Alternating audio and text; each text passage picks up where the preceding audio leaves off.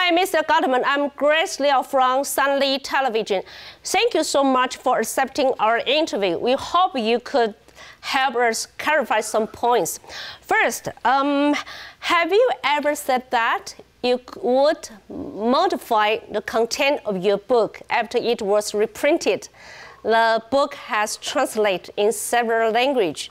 Did you modify it, those editions? You know, the book, my book has been published in German and also in Czech language.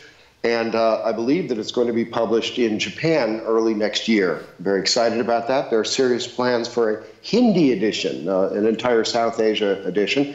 And the fact is, all books have tiny little errors in them, but some of them have huge errors. Mine doesn't. It has tiny little grammatical errors.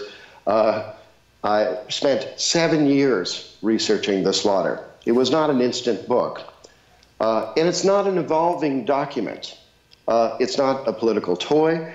I didn't change the text for the German or the Czech editions. I won't change it for the Japanese edition, and I won't change it for the Taiwanese edition either. I have never said that I would do so, and in fact, any speculation on that, along that line has been a kind of campaign issue in 2014, which seems to have come back now in 2018. Yes. In the hearing at Westminster Abbey, you mentioned that Dr. Kaur brings his patients to China for organ transplants. Will you consider modify your statement so far?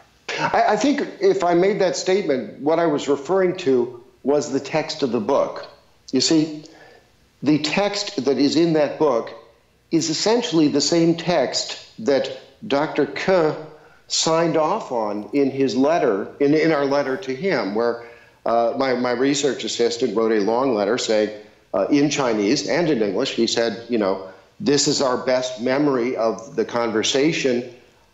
We know it was off the record, but could we go ahead and run this content? You'd be doing a great favor. Now, the one thing he also said was, he said, is it okay to run this content at all? In other words, we'll kill it.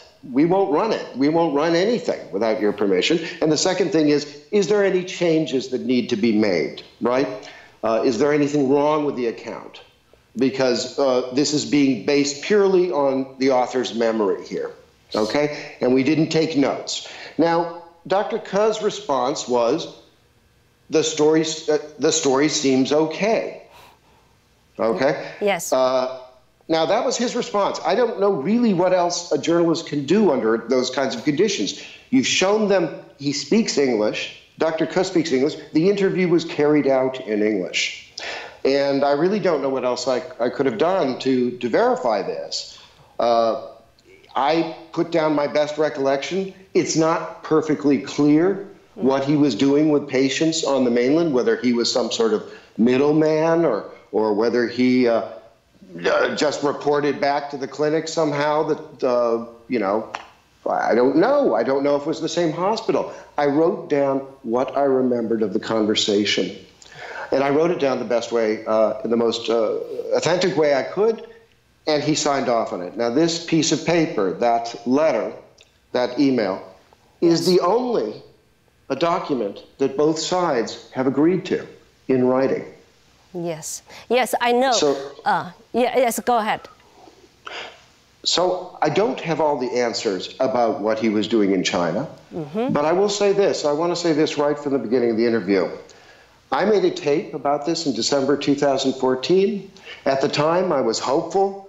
My interest is not the Taiwanese elections. My interest is not that at all. My interest is in getting the truth out about organ harvesting of political and religious prisoners in China.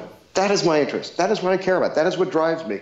And I hoped dearly that Dr. Ke would see those ends, and he would at that point become an advocate for this, that he would join the End Transplant Abuse in China, for example, which is the My Coalition. It's an international coalition. It's got people from all over the world. That he would join Doctors Against Forced Organ Harvesting, that even if he wanted to distance himself from some aspects of the story, that he would become an advocate for this issue. And that didn't happen. That just didn't happen. And now we find ourselves in 2018, and people are asking questions again. And I must say, these questions are legitimate. It is perfectly legitimate for people to stand up and ask, why did you go to China 18 times? What exactly were you doing there? I understand that he's a popular mayor in many respects, and I understand that can be an appealing personality. I had some positive feelings when I was with him myself. But I believe, but this is a great, great crime which has taken place in China, and even peripheral involvement has to be looked at, has to be examined. And I believe that Taiwan is a democracy, and I believe you have a free press. And I believe it would be against Taiwan's nature to ignore these issues. Yes, we would like to find what is the truth. Dr. Kaur said that you will modify that content of your reprinted book. Is that true or not? So we have to confirm that again. Mr. Gottman. Oh, I'm sorry. You want to go back to this question? You would like to, will I modify the content of my book after it's translated? Okay. Yeah. No. I mean, you've seen one translation already of just part of the book that came out in the newspapers. I had a friend read that. I don't speak Chinese. I apologize for that. I really do. Yeah. But wait. I had a friend read it. Read this content, and he read it 3 times very closely with my book side by side, and he said this is accurate. I authorized that translation, for better or for worse. Yes. So when... And do I intend to... Obviously, I don't intend to change the content of the book. I didn't change it for the German edition. I didn't change it for the Czech edition. I won't change it for the Japanese edition, which is coming out next year. And I won't change it for the Hindi edition, which I also will come out next year, and so forth. We're not... This is a book that took me 7 years to research. I have great confidence in the book. It has a few tiny errors, but I really don't care about them because it's not an evolving document. It's meant to be a book for the ages. So when did you tell Dr. Kaur that you would not modify your content? Well, I tried to be very diplomatic because he was in a very tough mayoral race in 2014, yes? And so what... Me and my, he got a legal team. They sent me a letter saying that you have to change your book, and we responded. Okay, me and my attorney, Clive Ansley, wonderful guy, and what we did was we sent a letter back, and in fact it's the same letter that Dr. K held up in the debate. I believe it was the second debate. He was challenged by the KMT candidate about this issue, and he held up this letter and sort of said, well, Mr. Gutman, you see, says I'm a good man and honorable man. And he read that aloud. And as a matter of fact, as some people have told me, it was a dramatic thing. It sort of changed the debate. It helped matters for him greatly. Well, what did the letter not say? The letter did not say anything about changing the book. And only a few people seemed to notice that, though I'm sure his legal team understood that very, very well. Okay? Yes. But the point is, we didn't say anything about changing the book because we had no intention of changing the book. And what we were saying was we think this has been misread or exaggerated at times, and we didn't feel that this was an appropriate way to talk about the mayoral election right at that point, especially when the book wasn't being really published in Taiwan. Okay. Now, I want to make it clear, I had hoped, really hoped, that Dr. Ko, who is a political novice at the time, it's his first time running for office, that he had just panicked. He had been in a situation where he was under tremendous pressure from the press and from his opponent, and that after the election, he would come around and he would sort of move to my position. In other words, he would, as I said, join coalitions, do something on the organ harvesting issue. Now, that did not happen. And frankly, I must say, that is a tragedy. Okay? That is not, it is not a tragedy so much perhaps it's a tragedy for Taiwan, but really it's a tragedy for the world. Witnesses are precious. They are hard to come by in this field. This subject, when I first began researching it, was considered a kidney in the bathtub story. It was considered to be an urban legend. It was considered to be an outrageous, toxic allegation. I didn't believe it myself when I began my research. Yes. So it's incredibly important. I just can't stress this, how important it is for people to come out and then stick to their story. I can give you an example of that, but let's get some more questions from you. Thank you. So what, if anything, did Dr. Kaur say in your conversations about his patients traveling to China for organ transplants? Do you think that it is a criminal offense? Well, Dr. Kaur went through that section of the interview, if you like, very quickly. It was vague. It wasn't really clear. Keep in mind, I was less interested in what he had done and much more interested in the issue that he had been told about fallen-going organs from the mainland hospital, right? And the fact is, we went through this process of making sure that the content was okay, and he said the story seems okay. And as I understand it, and I'm not a judge or jury in Taiwan, of course, but as I understand it, assisting patients to get an organ was made into a criminal offense in 2015. Now, as I've said, Ko made 18 trips to China by his own admission, and Taiwan is a free press, so it's legitimate to ask him about what he was doing. I'm certainly not accusing him of a criminal offense. I don't have the evidence for that. And I admit that the write-up in the book is vague and could be interpreted several ways. But that is the write-up. That's both sides agreed upon.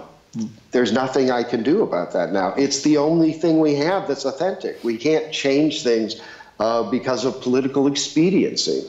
Yes. Did Dr. Kaur negotiate for Chinese press? And in the U.S. congressional hearing, you mentioned that Dr. Kaur bring age or elderly patients to China for organ transplants. Can you elaborate on this? Specifically, what kind of patients and to what hospital? I can't elaborate because I really don't know much more, and I'm not even sure that he, if I said it that way in the congressional hearing, it was a kind of, I don't know. I mean, I was just, perhaps I misspoke a little. I don't know if he brought patients over. I don't know if he cleared the way. Again, the text in the book suggests that he may have done some of that, or at least made a few phone calls to help people along the way. I don't know. But the point is, according to the interview that Dr. Kaur signed off on, and my clear recollection to your question, did he negotiate prices? Yes, he did. The only correction I'd add to that is the Chinese price is actually, in the mainland, is actually 10% of the foreigner price, about that.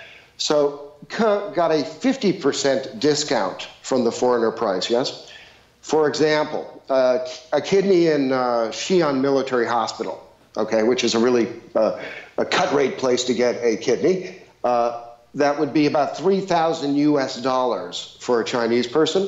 That would be about approximately $30,000 for a foreigner, and the Dr. Kaur rate, if you like, would be about $15,000 for a Taiwanese. So, confirm again, in your book, you mentioned that Dr. Kaur and the doctors in China had some getting to know you process that at the end of the process, the many Chinese doctors gave him a family price, you told me. Can you confirm that? Yes, I just did. I mean, they said about 50%. Essentially, they were going to give him about a 50% discount on the usual foreigner price. I don't think this is actually so unusual. I think I've met many of Taiwanese businessmen when I used to operate in China, when I used to live in Beijing, and they were always looking for the Chinese price. They wanted to be treated as cousins or special cousins or brothers when they were in the mainland. That's not unusual. And part of the interview didn't strike me as that unusual either. Yes. So how was Falun Gong discussed in conversations with Dr. Kaur? Right. It's a great question. Well, it started because I was telling him about our field research. I was very upfront. I didn't do any sort of tricks in this thing. Remember, this is initially an off-the-record interview. And I told him that I was interviewing refugees, Falun Gong, mainly. At that time, it was mainly Falun Gong. I went on to do Uyghurs and Tibetans as well. But I described that they were getting similar physical examinations when they were in labor camp, and these examinations were of their kidneys and liver and heart and lungs sometimes, and their corneas. I mean, they even described their corneas being looked at by doctors with no corresponding eye test of any kind. And this struck me as, it was as if they were just looking at the health of the organs that could be sold. Mm-hmm. Now, we had a confrontation at that point. He was very tense. That's all I can say. He was tense. It started out as an extremely tense interview. And when I described what I was looking at and said that I'm not from the CIA and I'm not here to wreck your business or anything like this, I said, is it true? And he said, yes, it's all true. Mm-hmm. And he was speaking about Falun Gong. He wasn't speaking about, I don't know, whatever he's saying now. He was speaking about Falun Gong. It was obvious to everyone in the room, there were three of us, that that's what was going on. Now, Ke told me the story and about him looking into price and quality in a mainland hospital and having, what he sounded, the way he made it sound, was this was an unexpected result, as these doctors came back and said, we're going to give you 50% of the price, and we want you to know that these are high quality organs. They're not prisoners. They're not normal prisoners. They're not drug addicts or people who've had hard lives. They're all these organs are going to come from Falun Gong. Now, what happened with that? I can't say for sure. I can just tell you what's written in my book, and that's why my book's important. I really don't want to change that or alter it because, as I said, that's the only piece. This is the only thing that both sides have agreed on. It's valid. Mm-hmm. Okay? Yes. Yeah. Dr. Kaur did mention that these organs are from Falun Gong participants who lead healthy lifestyle. Is that true? Is that right? I'm sorry. Could you repeat that question one more time, please? This is Dr. Kaur did mention that these organs are from Falun Gong, and this is the practitioner who lead healthy lifestyle, right? No. He did not mention that. This is very important. The doctors in China, mainland doctors at one hospital, I don't know which hospital, he didn't volunteer that information, mentioned that these organs would come from Falun Gong. Mm-hmm. Okay? Yes. This is the critical thing, and this is why I just do want to, I don't know if you'll edit this out or whatever, but I do want to make this one point. It's very important. Now, if you look here, mm-hmm. It says all the organs will come from Falun Gong, okay? Yes. All the organs will come from Falun Gong. That does not mean that Dr. Ke said that statement. That's a journalistic style in America, sometimes the UK, where we sort of say, you say something that was said to the person or that they're reporting back to you and you put it underneath their picture. It's a kind of cool style to do something in. It's not meant to say that he said all the organs will come from Falun Gong. No, the mainland doctors said that to me. Remember, this is what I was interested in. I wasn't particularly interested in Dr. Ke. And don't forget, he was just a doctor then. He wasn't your mayor, the mayor of Taipei. Yeah? So it was not, the important thing was that he was telling me a real story. And I believe he told me a real story. Now, I don't believe he told me everything. Mm-hmm. But I do believe that the part of it that he told me was real. I've been warned not to use the word confessional because it sounds so terrible. But I have to say that there was a big difference between the man that I sat down with at the interview in the beginning, and I described this in the book, who was hostile and defensive, and the man who told us this story. okay? There was a big difference in the way he spoke. There are a lot of mysteries about that interview. Okay. A lot of mysteries. An American publisher with a Taiwanese partner has released a partial translation of your book, The Slaughter. Is the translation accurate to the best of your knowledge? Yeah, the translation, look, my Mandarin is poor, and I really apologize for this failing. I've never been able to speak another language. I've tried many times. Look, but I have many friends who speak Mandarin, and one of them, who I really trust, read the translation 3 times side by side with my book in English, and he said it's an accurate translation. And so I signed off on that translation. Now, what people say about that translation, I can't control that, and I'm not I couldn't control that if I wanted to, and I'm not interested in controlling that. But what people around the world translated The Slaughter, and they translated the Chinese edition of The Slaughter already. Most of the chapters are in some form of translation into Mandarin, and I'm grateful to these people. And I also want to state another thing. I am grateful to my publishers for bringing The Slaughter to Taiwan and ultimately to China. And I only wish I could say the title of the book in Chinese. So I apologize for that. Yeah, okay. Is there a recording of your interview with Dr. Kaur? I'm sorry, what? Is there a recording of your interview with Dr. Kaur? Very good, Grace. Yes. The interview was, by prior agreement, by a phone call, the interview was off the record, okay? We have an expression, off the record. Off the record, to everybody, means no recording, no notes, okay? That means, look, I interviewed refugees across the world who had family in China, who were Falun Gong, okay, or Uyghurs. And the fact is, people in China could have died if I had lied to them. If they had said, I need an off-the-record conversation, if they had said, I can't be taped or I can't be identified, if I had lied about any of that, people would have died. I could not live with myself. So look, no tape, okay? I don't bring tapes to things. It's ludicrous. Why would I bring a tape if a guy didn't want to be taped? This just seems normal to me. Now, the fact is, in 2014, Dr. Ko's people claimed they had a tape. They claimed this twice, I think. I don't know. They sort of said it at one time, said it again. Now, you know, my researcher remembers the interview much the same way I do. I mean, the same subject matter, same talk. But fine, if Dr. Ko secretly taped the conversation, release it. Release it. The tape will sound, I think it'll support my account. Okay? So until then, my account is the only one that both sides have, I'm sorry to repeat myself here, but it's the only account that both sides have signed off on, and that's why it's in this book. Now, yeah. Thanks. So why is the interviews with Dr. Kaur important to you?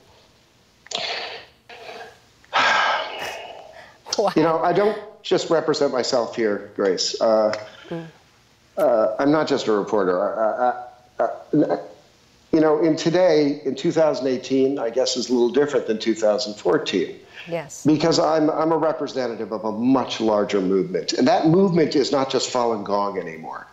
It is end transplant abuse in China. It is Doctors Against Forced Organ Harvesting. It is, to some extent, the U.S. Congress. Okay? It is medical.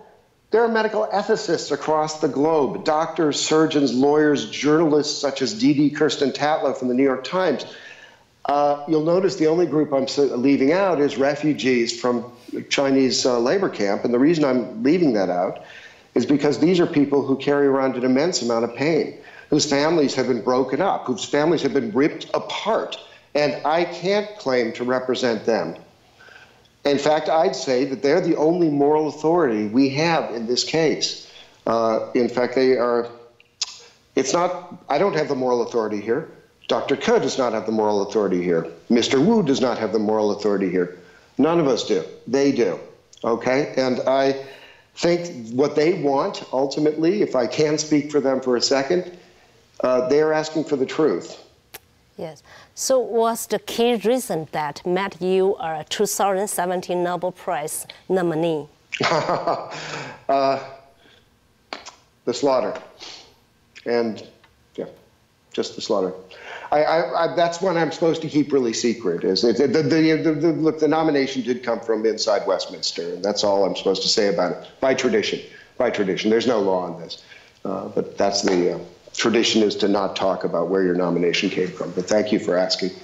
So. The last question, but this is very important. Are you willing to testify if Taiwan court summon you? Good Lord. I don't see why I wouldn't be willing to testify, of course. But, you know, I think, can I ask you, can I make a statement here? Mm-hmm. Could I make a statement? Look, over the last week, many Taiwanese citizens have spoken to me on social media very directly. I'm a very open person, and anybody who's gone to my Facebook page has noticed that. Now, many of these people were not supporters of Dr. Ke. They weren't enemies of Dr. Ke either. They were asking me politely for one thing: resolution, a resolution to this situation. And I want to say that I'm sorry. I can tell you the truth of one interview. In fact, it's already in the book. But I cannot provide anyone with resolution. The fact is, Chinese organ harvesting, David Matus has compared it to a virus. He said it's a virus, we have to fight it. And it will spread ultimately from China. And so if you ask me, as indeed you should, what can Taiwan do about this problem? My answer is that Taiwan can clean its hands. Taiwan can investigate.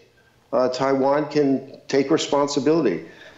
Maybe there are other Taiwanese medical personnel who became involved in this terrible trade. There may be all kinds of motivations for that. All of those motivations need to be taken into account. It'll be messy. But if Taiwan investigates, if it lets the free press operate, if it has this discussion, as uncomfortable as it may be, it can act as a beacon to the world. It shows the world how a true democracy takes responsibility for its actions, and Taiwan can clean its hands. Thank you. Thank you. Thank you so much for your investigating reporting. We wish you the best of luck